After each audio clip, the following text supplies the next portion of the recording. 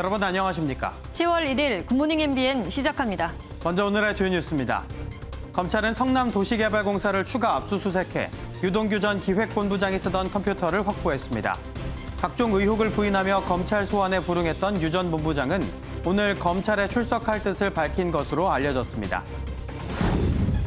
대장동 사업을 주도한 화천대유에서 자금 83억 원이 사라진 것으로 파악됐습니다.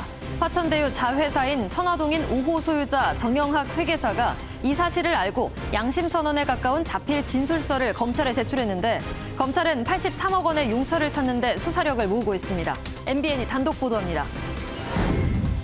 고발 사주 의혹을 수사해온 검찰이 손준성 검사의 관여 사실과 정황을 확인해 사건을 공수처에 넘겼습니다. 검찰은 제보자 조성은 씨가 제출한 휴대전화 등을 분석한 결과 텔레그램상 손준성 보냄 표시에 조작이 없었던 것으로 파악했습니다. 문재인 정부의 마지막 국정감사가 오늘부터 21일까지 3주간 실시됩니다. 고발 사주 의혹과 대장동 의혹 등 쟁점 사안을 놓고 여야 간 치열한 공방이 벌어질 것으로 보입니다. 오늘 발표될 코로나19 신규 확진자는 2,500명에서 2,600명대를 기록할 것으로 보입니다. 정부는 다음 주부터 적용할 거리두기 조정안을 오늘 발표하는데 현행 거리두기 단계가 2주 더 연장되는 쪽에 무게가 실리고 있습니다. 오늘은 전국이 대체로 맑은 가운데 내륙을 중심으로 일교차가 10도 이상 크겠습니다. 밤부터 중부지방엔 5mm 미만의 약한 비가 내리겠고 주말과 개천절 연휴까지 대체로 맑은 날씨를 보이겠습니다. 대장동 개발 의혹을 수사하고 있는 검찰이 성남 도시개발공사를 추가 압수수색해 의혹의 핵심 인물인 유동규 전 기획본부장이 쓰던 컴퓨터를 확보했습니다. 한 차례 소환 요구에 불응한 유 전 본부장은 오늘 검찰에 출석할 것으로 알려졌습니다. 서영수 기자입니다. 서울중앙지검 전담수사팀은 어제 성남 도시개발공사를 추가 압수수색했습니다. 검찰은 이 과정에서 의혹의 핵심 인물인 유동규 전 기획본부장이 쓰던 컴퓨터를 확보한 것으로 전해집니다. 유 전 본부장은 화천대유와 관계사 천화동인 등 소수 민간에게 막대한 개발 이익이 돌아가도록 사업을 설계한 의혹을 받고 있습니다. 검찰은 이 컴퓨터에 과거 대장동 개발 사업과 관련한 내부 자료들이 담겼을 것으로 기대하고 있습니다. 검찰은 또 대장동 사업 주무부처로 알려진 개발 2처장 이모 씨도 불러 조사했습니다. 이 씨는 사업 계획을 세울 당시 유 전 본부장과 대립한 것으로 알려진 인물로 검찰은 이 씨를 상대로 사업자 선정 과정과 수익 배당 구조 설계 경위 등을 조사한 것으로 전해집니다. 검찰은 어제 유 전 본부장에게도 조사를 받으러 오라고 통보했지만 유 전 본부장은 응하지 않았습니다. 유 전 본부장은 전날 자택 압수수색 과정에서도 휴대전화를 창밖으로 던지는 등 비협조적인 태도를 보인 것으로 알려졌습니다. 취재진을 만나 제기된 의혹을 전면 부인한 유 전 본부장은 오늘 검찰에 출석해 조사를 받겠다는 의사를 밝힌 것으로 전해졌습니다. MBN 뉴스 서영수입니다. 천화동인 5호 실소유주 정영학 회계사가 제출한 것으로 전해진 녹취 파일이 대장동 의혹 규명의 스모킹건으로 떠오르고 있습니다. 녹취록에는 용처가 불분명한 회사 자금 83억 원의 책임 소재를 두고 내부 논의가 이루어진 정황이 담긴 것으로 전해집니다. 임성재 기자가 단독 보도합니다. 화천대유 개발특혜 의혹 사건과 관련해 지난달 27일 검찰에 참고인 신분으로 출석한 정영학 회계사는 녹취 파일 19개를 제출했습니다. 또 의혹의 전모를 담은 양심선언서에 가까운 자필 진술서도 넘긴 것으로 파악됐습니다. 취재 내용을 종합하면 제출된 자료에는 화천대유에서 입출금 내역 중 용처가 소명되지 않은 83억 원에 대한 책임 소재가 논의된 정황도 담긴 것으로 전해졌습니다. 앞서 화천대유 최대 주주 김만배 씨는 경찰 조사 뒤 금융정보분석원 FIU가 포착한 수상한 자금 흐름과 관련해 충분히 소명했다고 밝혔습니다. 경찰 조사에서 성실히 조사에 임했고 그래서 이 수사기관에서 잘 판단하리라고 봅니다. 하지만 이미 회사 관계자들이 문제점을 인식하고 있었을 가능성이 제기되는 대목입니다. 또 정 회계사가 제출한 자료엔 김 씨 등 관계자들의 대화 내용 등을 토대로 수익 배분 문제와 차명 대주주 존재 여부 등에 대해서도 언급된 것으로 전해졌습니다. 정 회계사의 진술을 확보한 검찰은 사라진 83억 원의 용처 등을 찾는 데 초기 수사력을 모을 것으로 보입니다. MBN 뉴스 임성재입니다. 그리고 정영학 회계사가 검찰에 제출한 녹취록에는 화천대유 측이 사업 과정에서 로비한 인물들의 이름이 일부 담긴 것으로 전해집니다. 검찰은 정 회계사의 주장을 검증하고 있는데 내부 핵심 관계자의 제보라는 점에서 정관계 게이트로 번질 가능성을 배제할 수 없습니다. 민지숙 기자입니다. 화천대유 관계사인 천화동인 5호 소유주 정영학 회계사가 검찰에 제출한 녹취록에는 금품 로비 정황도 포함된 것으로 알려졌습니다. 녹취록에는 화천대유 측이 10억 원대의 자금을 성남도시개발공사 관계자들에게 여러 차례 나눠서 전달했다는 내용이 담겼다는 것으로 전해집니다. 성남도시개발공사는 대장동 사업자 선정과 수익 배분 구조 수립 등을 사실상 주도한 곳입니다. 현금 뭉치를 찍은 사진과 금품이 전달됐다는 구체적인 증빙 자료도 함께 제출된 것으로 전해집니다.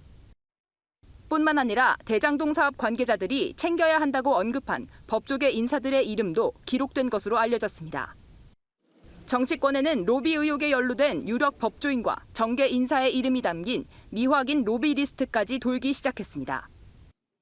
화천대유에서 흘러나온 대장동 수익금이 실제로 정계와 법조계에 전달됐을 경우 대형 게이트로 번질 가능성도 배제할 수 없습니다.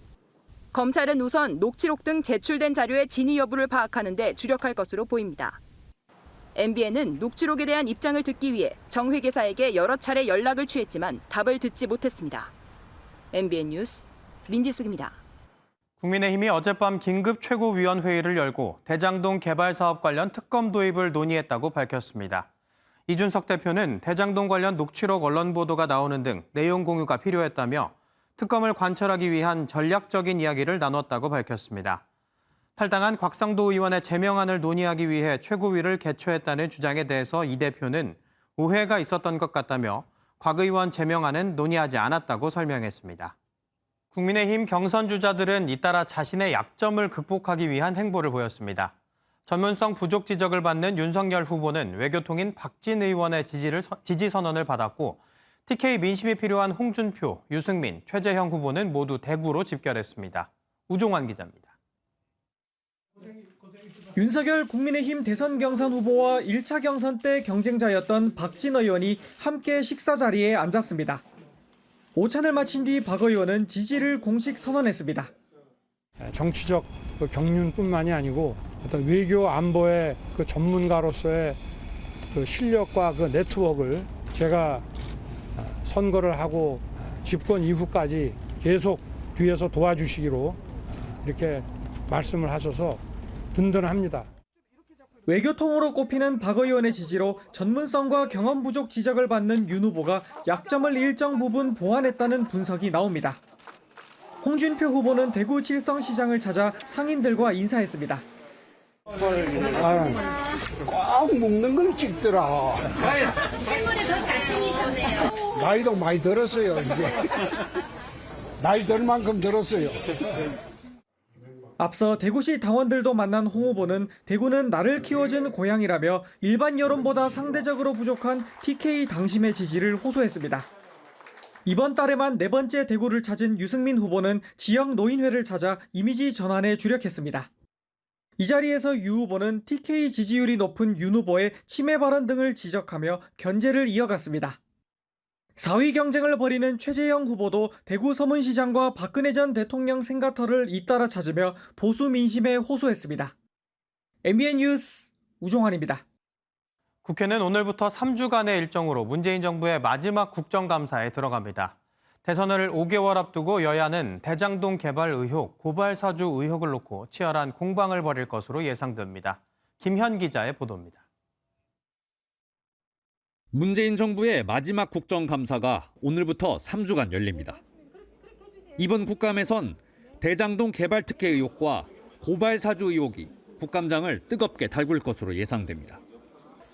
야당은 화천대유 대주주 김만배 씨나 이재명 후보 등을 대거 증인으로 신청하며 민주당과 대립하고 있습니다. 국민의힘 김기현 원내대표는 벌써부터 여당이 이재명 방탄 국감을 만들고 있다고 비판했고 지금처럼 여당이 이재명 방탄 국감을 계속 고집한다면 민주당 스스로가 부패 집단의 비호 세력임을 자인하는 꼴임을 더불어민주당은 고발 사주 의혹을 중심으로 윤석열 전 검찰총장이 관여했는지를 집중 추궁하며 반격을 준비하고 있습니다. 윤석열 후보는 지금이라도 진실 앞에 무릎 꿇고 이 후보직을 내놓음과 동시에 국민께 사죄하기 바랍니다. 오늘 열리는 법사위에서 야당은 권순일 전 대법관의 화천대유 고문 위촉 문제를, 여당은 고발 사주 의혹을 부각하는 데 집중할 것으로 전망됩니다. 또 오는 18일 경기도를 대상으로 한 행안위와 20일 국토위 국감 땐 이재명 후보가 직접 출석해 여야 공방이 최고조에 이를 것으로 보입니다. 경제 분야에서는 카카오와 쿠팡, 구글 코리아 등 주요 플랫폼 기업 수장들이 증인으로 채택됐습니다. 여야는 국감 상황실 현판식을 여는 등 당 전체를 국감 체제로 전환하며 본격적인 준비에 돌입했습니다. MBN 뉴스 김현입니다. 북한 국방과학원이 어제 새로 개발한 반항공 미사일을 시험 발사했다고 조선중앙통신이 전했습니다. 북한은 이번 시험 발사로 미사일 조종 체계의 유도 정확도, 공중 목표 소멸 거리를 대폭 느린 신형 반항공 미사일의 전투적 성능이 검증됐다고 주장했습니다. 합참은 현재 북한의 보도 내용을 확인 중이며 관련 동향을 예의주시하고 있다고 밝혔습니다. 북한의 계속된 미사일 시험 발사에 토니 블링컨 미국 국무장관이 직접 경고에 나섰습니다. 북한의 도발은 불안전성과 위험 가능성을 더욱 키울 것으로 생각한다고 말해 기존의 대화 재개를 강조한 온화한 입장과는 달라 보입니다. 워싱턴에서 최중락 특파원입니다. 북한의 순항미사일과 단거리 탄도미사일, 그리고 지난 28일 극초음속 미사일 시험 발사. 조건 없는 대화를 강조했던 미국에서도 국무부 장관의 경고성 발언이 나왔습니다. AFP 통신에 따르면 토니 블링컨 미 국무장관은 북한의 미사일 시험 발사는 불안정성과 위험 가능성을 더욱 키울 것이라고 강조했습니다. 유엔 안보리 결의 위반이란 점도 분명히 하면서 영국, 프랑스 등과 유엔에서 논의할 뜻을 밝혔습니다. 미국의 기류 변화는 극초음속 미사일 발사가 현존 미사일 방어 체계로는 사실상 요격이 불가능한 차세대 게임 체인저라는 평가를 받기 때문으로 보입니다. 이런 가운데 미군은 북한의 극초음속 미사일에 대한 평가가 진행 중이지만 미 본토는 안전할 것이라는 입장을 드러냈습니다. 글렌 베너크 미 북부사령관 겸 북미 항공우주 방위사령관은 미 본토는 북한이 시험했다고 주장하는 극초음속 미사일로부터 안전할 것이라는 게 평가라고 말했습니다. 북한의 미사일 발사에도 외교적 해결이라는 온건한 입장을 보였던 미국이 본토 위협 가능성이 있는 새로운 무기 시험에 대해서는 대화의 조건이 될 수 없다는 점을 분명히 경고한 것으로 해석됩니다. 워싱턴에서 MBN 뉴스 최중락입니다. 오늘도 코로나19 신규 확진자는 2,500명대를 기록할 것으로 예상됩니다. 이번 달에 개천절과 한글날 대체공휴일 연휴가 있는 만큼 현재 거리 두기가 2주 더 연장될 것으로 보입니다. 강세현 기자입니다. 위드 코로나 시작이 한 달 앞으로 다가왔지만 코로나19 확산세는 좀처럼 잡히지 않고 있습니다. 직장과 시장, 식당 등에서 계속 집단 감염이 발생하며 87일 동안 매일 1,000명 이상 확진자가 쏟아지고 있습니다. 어제 오후 9시까지 집계된 전국 코로나19 신규 확진자는 2,302명. 오늘도 2,500명 이상의 신규 확진자가 추가될 것으로 예상됩니다. 확산세가 꺾이지 않는 가운데 오늘은 다음 주 월요일부터 2주간 적용될 새 사회적 거리두기가 발표됩니다. 현재로선 현행 거리두기가 연장될 가능성에 무게가 쏠립니다. 추석 이후 매일 2,000명 이상 확진자가 쏟아지고 있는 만큼 방역을 대폭 완화하는 건 시기상조란 판단입니다. 다만 오랫동안 이어진 거리두기에 대한 피로감을 고려해 일부 완화된 조치도 시행될 것으로 보입니다. 백신 접종자들을 중심으로 사적 모임 제한을 지금보다 더 풀어주는 방안이 담길 것으로 예상됩니다. 예방접종 증명서를 발급받아서 증명할 수 있습니다. 현재 정부가 인증하는 예방접종 증명서는 종이증명서, 전자증명서, 그리고 예방접종 스티커 등. 다만 접종자에게 다중이용시설 이용 제한을 풀고 미접종자에겐 음성 확인서를 요구하는 백신 패스는 이번 조정안엔 포함되지 않을 예정입니다. MBN 뉴스 강세현입니다. 이번 주 들어 매일 요일별 최다를 기록하면서 확진자가 계속 늘고 있는데요. 위중증과 치명률이 감소하는 만큼 병원이나 생활치료센터보다 재택치료가 주목받고 있습니다. 강재묵 기자가 취재했습니다. 간호사들이 수화기 넘어 환자의 상태를 확인합니다. 네, 지금 자택에 계시죠? 증상이 크게 없다고 돼 있던데 지금은 좀 어떠세요? 통화 대상자는 확진 판정을 받았지만 전담병원이나 생활치료센터로 가지 않고 집에서 격리된 채 치료받는 환자들입니다. 만 12세 이하, 돌봄 자녀를 둔 보호자, 1인 가구인 무증상 경증 환자 외에도 앞으로는 나이에 상관없이 무증상 경증 환자들은 재택치료를 할 수 있게 됩니다. 간호사들은 수시로 전화를 걸어 발열과 호흡기 증상 등을 확인합니다. 혹시 증상이 안 좋으면 빨리 이거를 가야 되잖아요. 그래서 연락을 드린 거예요. 서울에만 4개 권역센터가 확대 설치될 예정이고 각 지자체도 재택치료센터 운영 준비를 서두르고 있습니다. 재택치료는 위드 코로나 전환을 위한 기본 조건인 병상 확보에도 도움이 될 전망입니다. 최근 수도권에서는 병상을 배정을 받지 못해 하루 이상 대기하는 환자가 400명에 육박하고 있습니다. 다만 지원 인력이 아직 부족해 재택치료 중 긴급 상황이 발생할 경우 제때 대응할 수 있느냐가 관건입니다. 어떤 사람이 나빠질지에 대해서 모르는 거예요. 재택치료를 하다 갑자기 나빠지면 전국에 흩어져 있는 각 집에 있는 환자들을 어떻게 MBN 뉴스 강재묵입니다. 하루 이틀 새 백신 2차 접종일이 1, 2주 앞당겨졌다는 휴대전화 문자나 카톡 메시지 많이 받으셨죠? 2차 접종 간격이 6주에서 4, 5주로 조정되면서 방역당국이 일방적으로 통보한 건데요. 갑자기 바뀐 날짜에 접종할 수 없는 시민들은 원래 예정일로 다시 변경하느라 진땀을 흘렸습니다. 또 병원도 문의 전화로 온종일 정신없었는데요. 정태진 기자가 취재했습니다. 접종 간격이 단축된 대상자는 1,072만 명. 6주에서 4, 5주로 조정된다는 내용은 언론을 통해 알고 있었지만 느닷없이 문자로 통보가 오자 적잖이 당황했습니다. 공지가 없었던 거는 아예 말이 안 되죠. 너무 마음대로 갑자기 변경해버린 게 아닌가.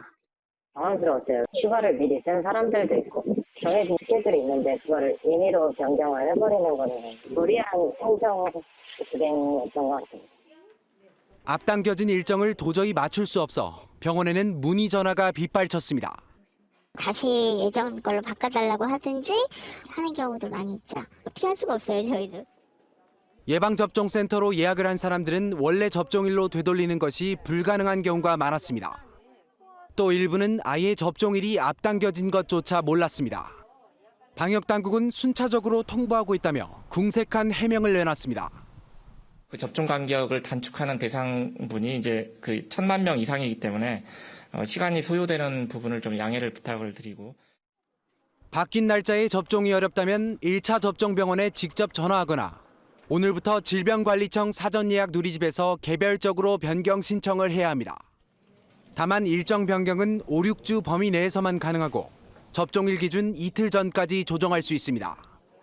취소 후 자녀 백신을 맞으려면 화이자는 3주, 모더나는 4주가 지나야 2차 접종을 할 수 있습니다. MBN 뉴스 정태진입니다. 오는 18일부터 18세 이상 코로나19 백신 성인 미접종자는 예약 없이도 당일 현장에서 백신 접종이 가능해집니다.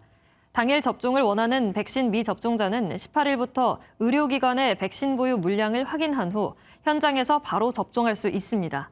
정부는 이번 달부터 대부분 2차 접종이 진행되고 잔여 백신도 많아지기 때문에 접종기관의 보유 물량을 이용해 신속하게 1차 접종을 진행할 계획입니다.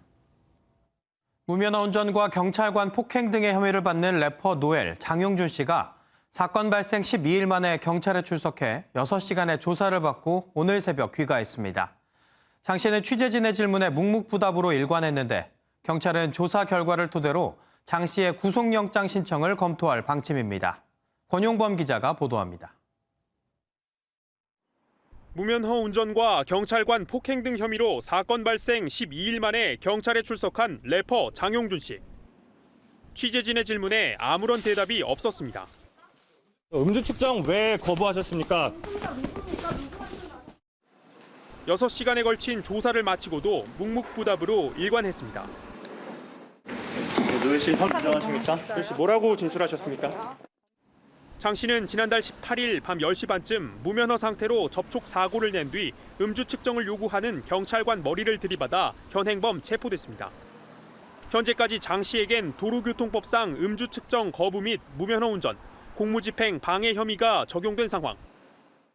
경찰이 장 씨의 음주 모습이 담긴 CCTV 영상까지 확보한 것으로 알려져 음주운전 혐의가 추가될 가능성도 있습니다. 장 씨는 지난해에도 음주운전과 운전자 바꿔치기 등의 혐의로 징역 1년 6개월에 집행유예 2년을 선고받은 바 있습니다. 경찰은 집행유예 기간 재범한 점을 고려해 장 씨에 대한 사전 구속영장을 신청하는 방안을 검토 중인 것으로 전해졌습니다. MBN 뉴스 권용보입니다. 아들 가진 부모라면 군대 보낼 걱정 한 번쯤 해보셨을 텐데요. 보내고 나서도 마음이 편치 않습니다.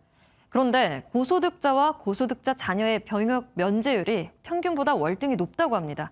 왜 그런 걸까요? 이상은 기자가 보도합니다. 최근 화제인 군 생활의 가혹함을 다룬 드라마입니다. 과장됐다는 평가도 있지만 군대라는 낯선 환경에서 누구나 한 번은 힘든 상황을 겪었습니다.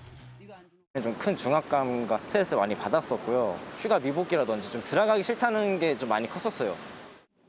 이런 가운데 연간 종합소득 5억 원 이상인 고소득자와 고소득자 자녀의 병역 면제율이 평균보다 3배 이상 높은 것으로 나타났습니다. 국민의힘 강대식 의원이 병무청으로부터 제출받은 자료에 따르면 지난해 병역 판정검사 전체 대상자의 병역 면제율은 3%였습니다. 반면 고소득자와 고소득자 자녀의 면제율은 9.9%로 집계됐습니다. 면제 사유인 질환은 정형외과, 내과, 정신과 순인데 결과적으로 10명 중 1명꼴로 면제 판정을 받은 겁니다. 병역 판정과 이행 과정에서 정말로 공정했는지 이런 부분에 대해서는 국민들이 좀 의혹이 좀 있을 수 있다. 그래서 병무청이 좀 보다 철저한 병력 관리가 필요한 상황이다. 병무청은 우연의 일치라는 입장이지만 전문가들은 일종의 빈익빈 부익부 현상으로 평가합니다. 돈이 많은 사람은 정밀진단에서 나쁜 데를 팍팍팍 긁어내가지고는 진단서를 내는 거고, 저소득계층의 자녀들은 자기 몸에 어디가 뭐가 부실한지도 잘 모른 채 입대를 했다가 공정한 판정을 위해 병역 면제 대상이 되는 질환 평가에 세밀한 보완책이 필요하다는 지적입니다. MBN 뉴스 이상은입니다. 한 예술가가 만든 작품 하나가 스페인을 발칵 뒤집어 놨습니다. 다소 충격적인 모습 때문인데요. 처음엔 거부감을 일으켰지만 사람들도 하나둘 의미를 찾고 있다고 합니다. 스페인 빌바오의 네르비온 강에 소녀의 얼굴이 반쯤 잠겨 있습니다. 무표정한 얼굴이 섬뜩하기까지 한데요.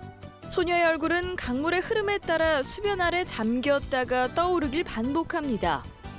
멕시코의 초현실주의 예술가가 지난 23일 밤에 설치한 비하르, 우리말로 내일이란 이름의 작품인데요.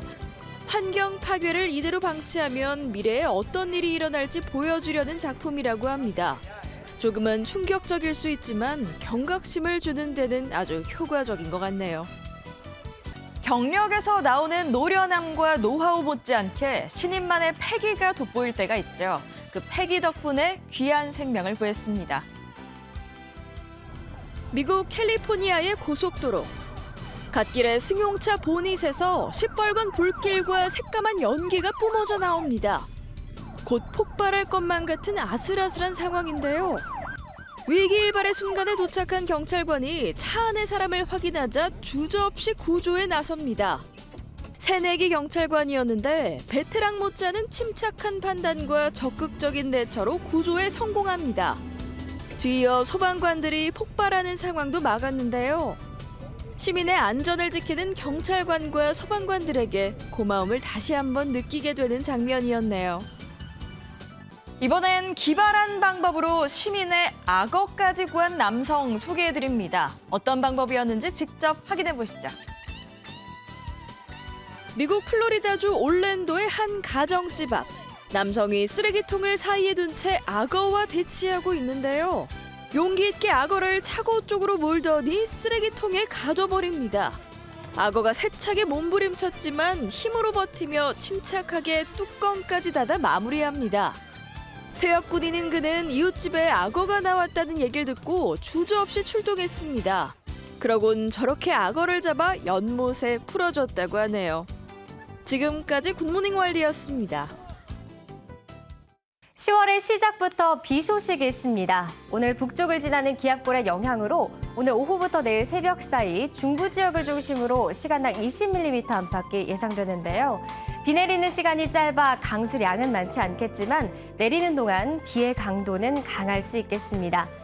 예상 강수량은 영동 지역을 제외한 중부지방에 5에서 최대 40mm, 그 외 영동과 전북 북부, 울릉도 독도에는 최대 20mm입니다. 그 밖에 남부 일부 지역에서는 빗방울 정도 떨어질 수 있겠습니다. 비가 내리는 동안 강한 바람과 함께 벼락이 동반되기도 하겠고요. 또 대기가 불안정해지는 일부 중부 지역에는 우박이 떨어지는 곳도 있겠습니다.